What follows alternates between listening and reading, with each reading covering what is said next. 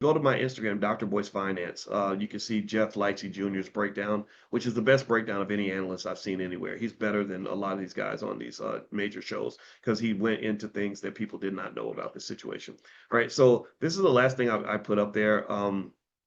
Just kids talking again. We didn't inherit wealth; we inherited excuses. So don't leave excuses. Leave wealth for the kids. And this is just some imagery from last night at the Real Table Talk Pod where we were talking about just we had about a good 2 hour conversation with the audience and Dr. Alicia, with her being a therapist, she was able to come in with a perspective that I thought was powerful.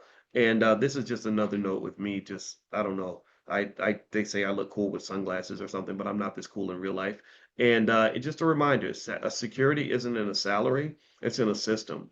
And one of the things I want you to do is, and this is something that we teach kids when it comes to wealth, is I want kids to grow up having systematic thinking. I don't want kids thinking in terms of what I call low-level math when it comes to making money. Low-level math or for one-dimensional math is where you simply take the number of hours you work and you multiply it by your hourly wage, and that's how you come up with how much money you make. So if I make $50 an hour and I work 40 hours, I make $2,000. That's bad math, and the reason it's bad math is because you're making an impossible trade. You're making the impossible trade. The impossible trade is where you're trading time for money. You should not make a trade of time for money. Your time on this earth is limited. Your time on this earth is valuable. The time that you have, it should be spent in more important areas. It should not be spent with the corporate plantation, in my opinion. The better math to use is systematic math. Systematic math says if I have units that I sell for $50 a unit and I sell 40 units, I make $2,000. So I sell 50 units of a product, or I sell 40 units of a $50 product, I make $2,000. That equation is a better equation because that takes time that time is not involved at all. There's no time variable in that equation.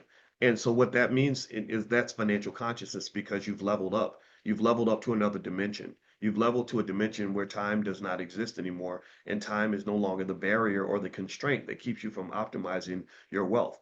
This is why wealthy people, this is why entrepreneurs that are really good at entrepreneurship, really good at investing, make so much more money than laborers do because laborers are constrained by time. Do you understand? Like you're trying to make your money in a box. People that get rid of the box, get rid of the cage, have an unlimited ability to make money, right? So I want your kids' future to be unlimited. I want them to understand. I think every black child should know how to start a business by the age of 12, just in case they can't get the job they want. Every black child should own stock when they're a baby. Every black child should know the difference between being an owner and being a renter. They should know the difference between being the worker and being the boss. They should know these things. They should know the power of ownership.